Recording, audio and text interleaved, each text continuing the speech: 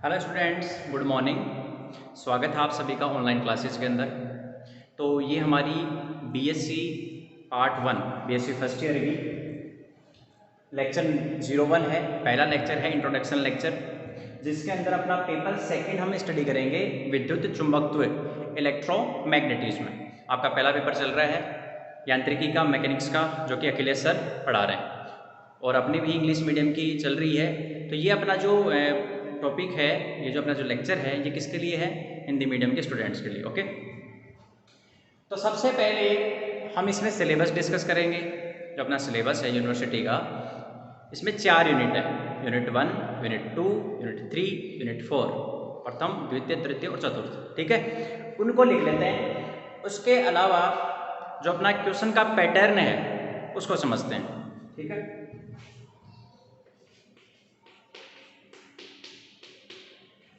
Unit first में क्या है, पहली यूनिट क्या है? ओके, तो बच्चों ध्यान से देखिए इधर।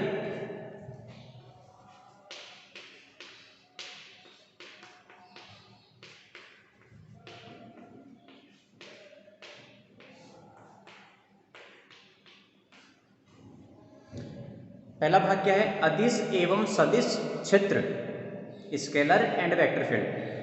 अदिश क्षेत्र होगा, सदिश क्षेत्र, क्षेत्र के दो भाग होंगे। ठीक है, अदिश एवं सदिश क्षेत्र। इसका जो दूसरा भाग है वो क्या है?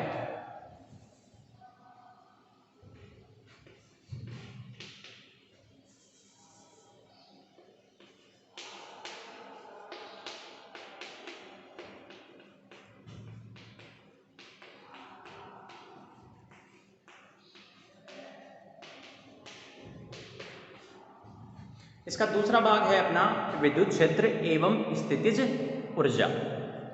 और इसमें जो विद्युत क्षेत्र की बात करेंगे वो पूरा थ्रू आउट निर्वात की बात करेंगे, वैक्यूम की बात करेंगे। ठीक है, चलो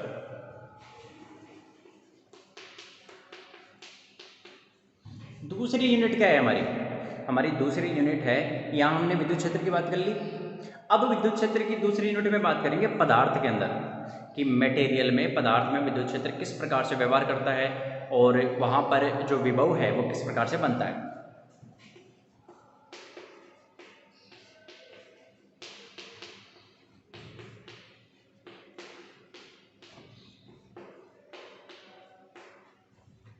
पदार्थ में विद्युत क्षेत्र। ओके, तीसरी यूनिट लिखो।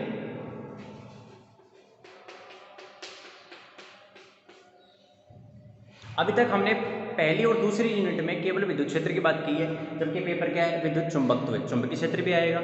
तो तीसरी यूनिट जो होगी वो होगी चुंबकीय क्षेत्र और पदार्थ में चुंबकीय क्षेत्र।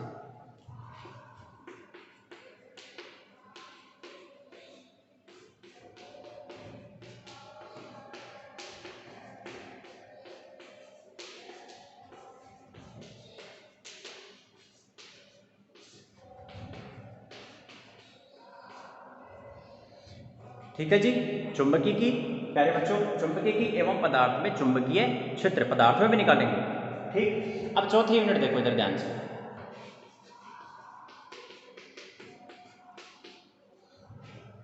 चौथी यूनिट क्या है अपनी? अपनी जो फोर्थ यूनिट है वो है मैक्सवेल के 4 समीकरण, मैक्सवेल के समीकरण एवं जो हमने 11th क्लास में भी स्टडी की होगी तरंग गति, उसी से संबंधित है।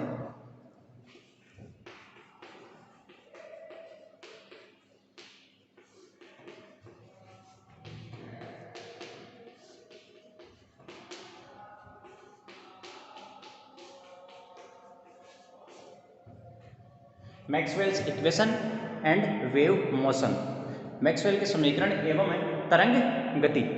ये अपने कंप्लीट सिलेबस है, अपनी जो राजस्थान यूनिवर्सिटी का सिलेबस है उसके हिसाब से। ठीक है, और मैक्सिमम जो यूनिवर्सिटीज़ हैं उनके अंदर यही सिलेबस होता है। कुछ एक दो टॉपिक होते हैं वो या तो इसमें से नहीं होते या फिर इसमें एक्स्ट्रा ऐड कर दिए जाते हैं। ठीक है, तो अब देखो अपना जो क्वेश्चन का पैटर्न है उसको समझो।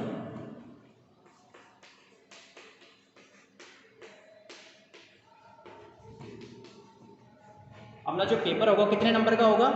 33 नंबर का होगा, 33 मार्क्स का होगा। अब इस 33 मार्क्स में से 33 नंबर के पेपर में से टोटल क्वेश्चन आएंगे 5। ठीक है, तो क्वेश्चन कितने होंगे इसमें लिखता हूं यहां पर मैं। टोटल क्वेश्चन 5 पूछे जाएंगे। अब जो क्वेश्चन नंबर 1 होगा वो क्वेश्चन नंबर 1 होगा, देखो यहाँ से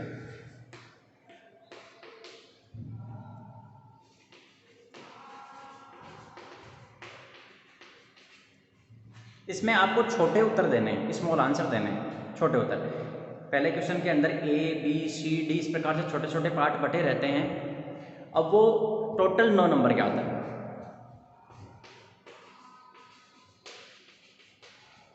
कितने नंबर का आता है? 9 नंबर का। कोई क्वेश्चन जैसे A होगा, स्मॉल a, छोटे a की बात कर रहा हूँ मैं, स्मॉल a 1 नंबर का हो गया, स्मॉल b 1.5 या 2 नंबर का हो गया। इस प्रकार से इनका वेटेज रहता है, ठीक है। 9 नंबर हो गए। अब 33 में से 9 निकले तो कितने बचे? 24 नंबर। ये 24 नंबर के 4 क्वेश्चन बचे, 2 3 4 और 5। टोटल क्वेश्चन तो 5 है ना। तो दूसरा, तीसरा, चौथा और पांचवा क्वेश्चन ये प्रत्येक 6 नंबर के होंगे। 6 को 4 से गुना करेंगे तो 24 नंबर।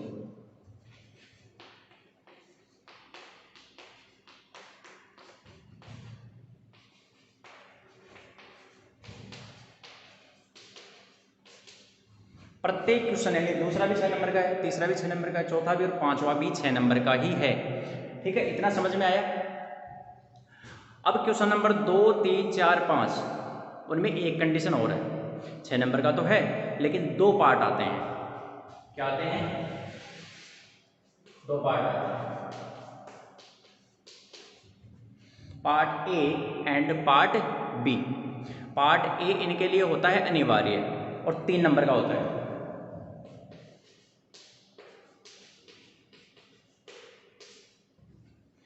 मतलब कोई क्वेश्चन आ गया तो वो जरूरी है करना, इसमें कोई जो आपके पास ऑप्शन नहीं है। क्वेश्चन नंबर बी में आपके पास चॉइस रहती है,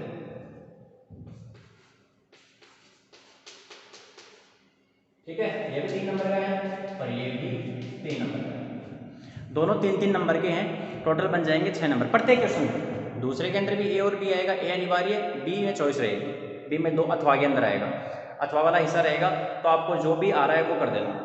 तीसरे के अंदर भी ए पार्ट आएगा, वो अनिवार्य है, और बी हिस्सा अथवा वाला पार्ट आएगा उसमें, ठीक है। ये अपना एग्जाम का पैटर्न है, यूनिवर्सिटी का पैटर्न है। इस प्रकार से टोटल 33 नंबर बनते हैं। पहला यांत्रिकी 33 का, दूसरा इलेक्ट्रोमैग्नेटिज्म, विद्युत चुंबकत्व, ये भी 33 नंबर का है। प्रकाशिकी तीसरा पेपर है अपना बीएससी पार्ट फर्स्ट में, वह 34 नंबर का है। उसमें जो पहला क्वेश्चन आता है वो 10 नंबर का आता है। तो 24 और 10 34।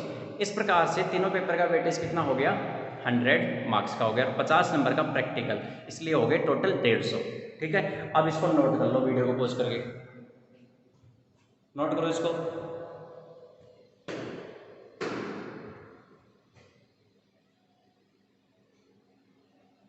इसको नोट करो। फिर एक टॉपिक लेते हैं, अदिश एवं सदिश क्षेत्र, उसको पढ़ते हैं। आज बेसिक बेसिक पढ़ेंगे।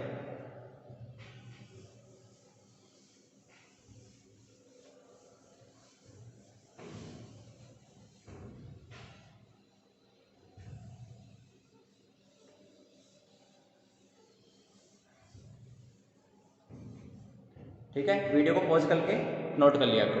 अब देखो, सबसे पहले पढ़ेंगे अदिश एवं सदिश क्षेत्र। यूनिट 1 डाल लो, कॉपी का पहला पेज, सिलेबस लिख लेना एक पेज के ऊपर, और अगले पेज के ऊपर लिख लेना यूनिट 1, और नीचे से स्टार्ट करना क्षेत्र, ठीक है। लेकिन क्षेत्र में को समझने से पहले हम उसमें एक शब्द आएगा भौतिक राशि, ठीक है। भौतिक राशि को समझ लेते हैं। ये पढ़ तो रखा है हमने, जो आज पढ़ाऊंगा ये आप जानते हो अच्छे से, ठीक है। लेकिन हम उसको दूसरे तरीके से व्यक्त करेंगे, केवल बस शब्दावली का फर्क रहेगा।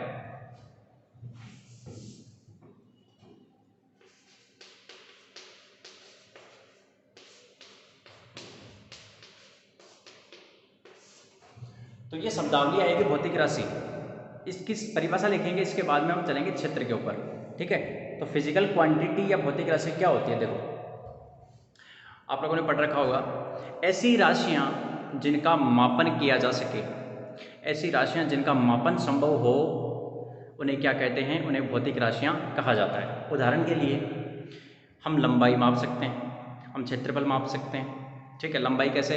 अपने पास जो मीटर का पैमाना आता है, मीटर स्केल आता है, उससे माप सकते हैं। क्षेत्रफल, लंबाई को चौड़ाई से गुणा करेंगे, देखो लंबाई निकल गई, चौड़ाई भी अपन माप सकते हैं, दोनों को गुणा करेंगे क्षेत्रफल आ जाएगा। क्षेत्रफल को ऊंचाई तक उठाएंगे तो वॉल्यूम आ जाएगा, ठीक है, आयतन आ जाएगा। दाब, नाप सकते हैं, बल बटे क्षेत्रफल। बल भी आप मेजर कर सकते हो। बल कैसे मेजर होता है? मास गुणा द्रव्यमान, ठीक है, सॉरी, मास मतलब द्रव्यमान गुणा त्वरण, ठीक है, F बराबर ma, ठीक है जी। तो स्टूडेंट अब देखो, आप लंबाई माप सकते हो, मतलब कहने का मतलब दूरी, और ये तो अदिश राशि होगी। विस्थापन माप सकते हो, ठीक है। इसके अलावा आप यहाँ पर मेजर कर सकते हो चाल, वेग, त्वरण, त्वरण से आ जाएगा बल, बल से आ जाएगा कार्य, ठीक है, और बल से क्या बन जाएगा? दाब। तो ये सारी जितनी भी चीज़ें मैंने उदाहरण के तौर पर बताई हैं, ये सब अपन माप सकते हैं। इसलिए ये किस में आती हैं? ये आती हैं भौतिक राशियों में, ठीक है।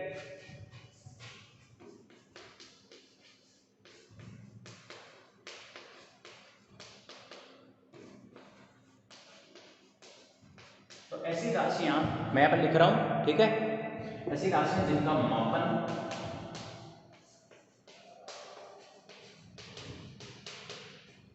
संभव हो, उन्हें भौतिक राशियां कहा जाता है।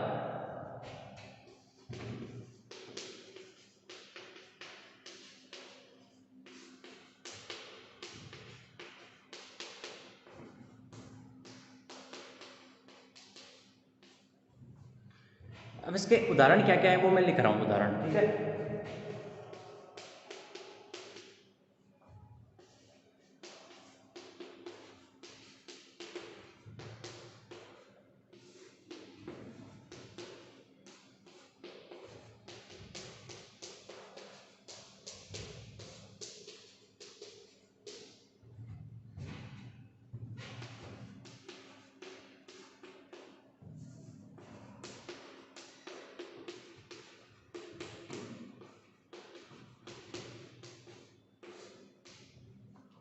तो ये जितनी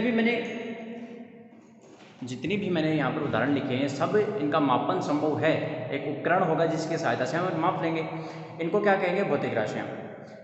परंतु कुछ ऐसे भी उदाहरण हैं जिनका मापन संभव नहीं है। उदाहरण के लिए बौद्धिकता, इंटेलेक्चुअल, या आप परफेक्ट नहीं बता सकते कितना होगा। हम केवल तुलना करते हैं कि एक बच्चा दूसरे से ज़्यादा होशियार है और दूसरा तीसरे से कम होशियार है, ठीक है। इंटेलेक्चुअल, उसकी बौद्धिकता कम है, इसकी बौद्धिकता ज़्यादा है, तो बौद्धिकता हो गई एक। तो एक होती है भावनाएं, इमोशंस, भावनाएं। तो भावनाओं को आप परफेक्ट मेजर नहीं कर सकते, आप केवल बता सकते हो कि वो कम भावुक है, वो ज़्यादा भावुक है, ठीक है। तो ये किस में आ जाएंगी? नॉन फिजिकल में, अभौतिक राशियों में, लेकिन वो यहाँ पर नहीं लिखेंगे। अब अपन चलते हैं क्षेत्र के ऊपर, ठीक है।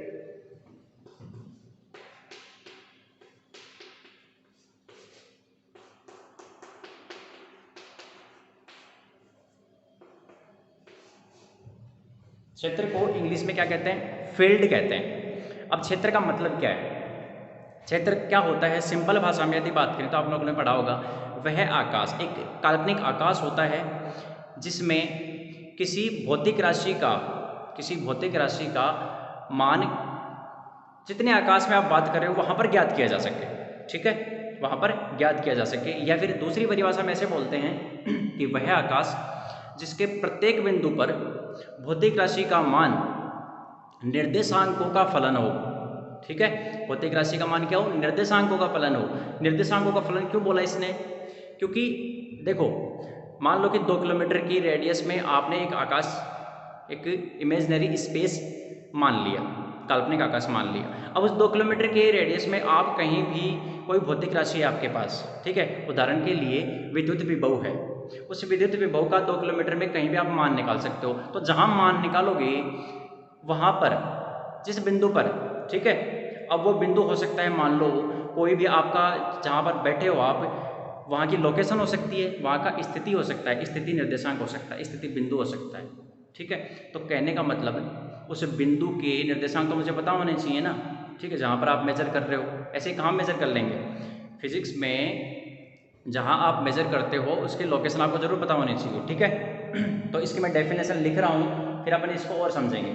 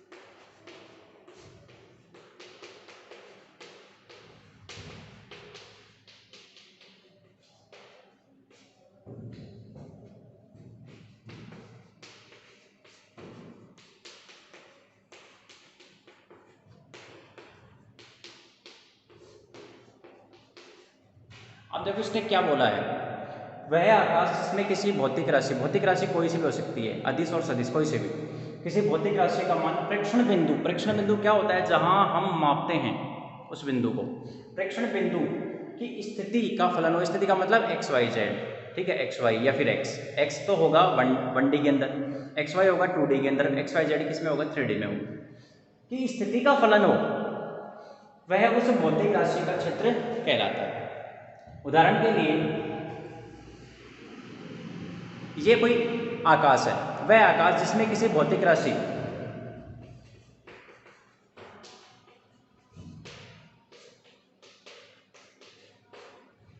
फाई यहाँ पर क्या है, कोई भौतिक राशि है, ठीक है। अच्छा ये वाला पार्ट कट रहा है, ठीक है, तो यहाँ से देखिए भौतिक राशि है तो दिख रहा है, और वह उस भौतिक, ठीक है, इसको आप क्या पढ़ेंगे, स्थिति का फलन हो वह उस भौतिक, ठीक है, भौतिक राशि का क्षेत्र कहलाता है। और फाई यहाँ पर क्या है, भौतिक राशि, इसको मैं हटाता हूँ यहाँ,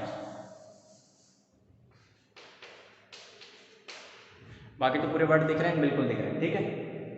अब ये फाई कोई भौतिक राशि है इस आकाश के अंदर, और इसने क्या कहा है, उसका मान, उस भौतिक राशि का मान यानी फाई का मान प्रेक्षण बिंदु, मैं मान लो कि यहाँ ऑब्जर्व करना चाहता हूँ, यहाँ मुझे इसका मान निकालना है, तो इस बिंदु के मुझे एक्स वाई और जेड, इस बिंदु के एक्स वाई जेड के रूप में उस फाई का मान पता होना चाहिए, यानी कहने का मतलब फाई एक्स वाई जेड स्थिति का फलन हो तो वह उस भौतिक राशि का क्षेत्र कहलाता है।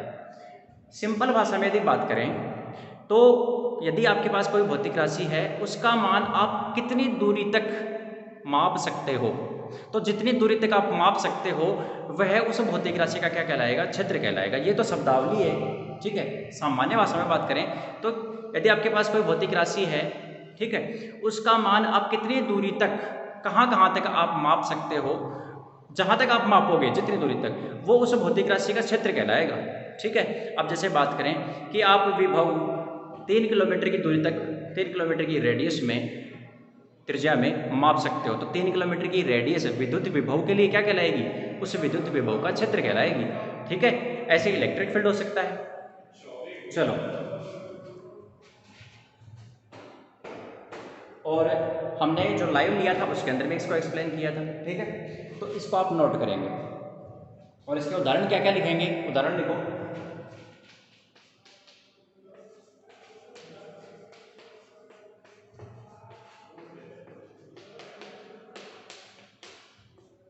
विद्युत विभव क्षेत्र, विद्युत क्षेत्र, विद्युत विभव का भी, इलेक्ट्रोस्टैटिक पोटेंशियल का भी क्या होता है, एक फील्ड होता है, क्षेत्र होता है। ऐसे इलेक्ट्रिक फील्ड है, इसमें तो नाम ही फील्ड है, ठीक है, तो इसका भी अपना क्या होता है, एक क्षेत्र होता है। ऐसे ही गुरुत्वीय क्षेत्र होता है और गुरुत्वीय विभव भी होता है।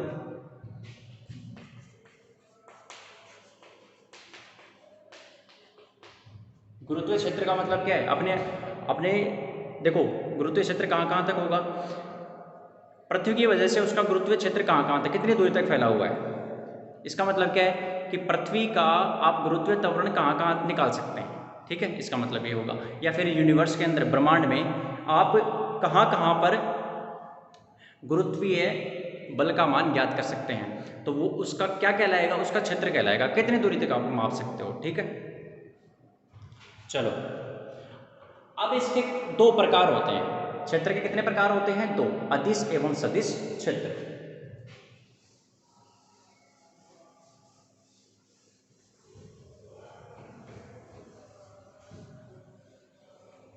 तो बिल्कुल एंजॉय करके पढ़ना है फिजिक्स को, ठीक है, एग्जाम्पल के थ्रू, बिल्कुल चिंता मुक्त होके, कोई टेंशन नहीं लेनी, आराम से पढ़ना है।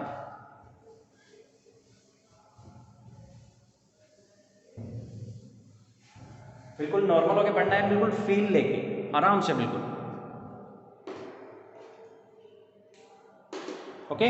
अब इसके प्रकार लिख लें, क्षेत्र के दो प्रकार होते हैं,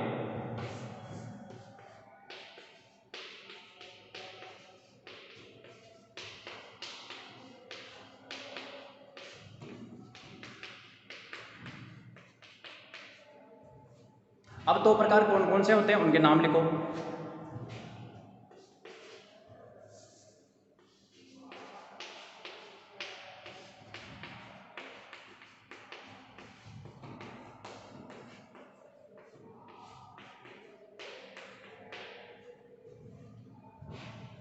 अदिश क्षेत्र एवं सदिश क्षेत्र।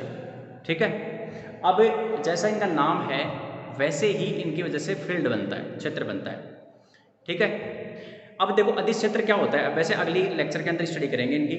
अदिश क्षेत्र का मतलब होता है वह आकाश जिसके प्रत्येक बिंदु पर, वह आकाश, जितना आकाश जिसके प्रत्येक बिंदु पर अदिश राशि का मान ज्ञात किया जा सके, यानी वह आकाश जिसमें प्रत्येक बिंदु से एक अदिश राशि संबद्ध की जा सके। ठीक है, आप कितनी दूरी तक एक अदिश राशि का मान ज्ञात कर सकते हो, जैसे विद्युत विभव का मान ज्ञात कर सकते हो, तो जितनी दूरी तक करोगे वो उस विद्युत विभव का क्या कहलाएगा, क्षेत्र कहलाएगा, उसको क्या बोलेंगे, अदिश क्षेत्र। ऐसे ही वह आकाश जिससे एक सदिश राशि को संबद्ध किया जा सके, या जितनी दूरी तक आप एक सदिश राशि का मान ज्ञात कर सकते हो, तो उसकी वजह से जो क्षेत्र बनेगा, जो काल्पनिक आकाश बनेगा, उसको क्या कहेंगे, सदिश क्षेत्र कहेंगे। ठीक है, इसका उदाहरण क्या होगा, चुंबकीय क्षेत्र, विद्युत क्षेत्र। ठीक है, ये इसके उदाहरण होंगे। फिर अपन देखेंगे कि इसके अलग अलग बिंदु होते हैं, इसके अलग अलग पॉइंट होते हैं जो कि याद रखने होते हैं, इसके अलग अलग पॉइंट होते हैं, इनको समझने का।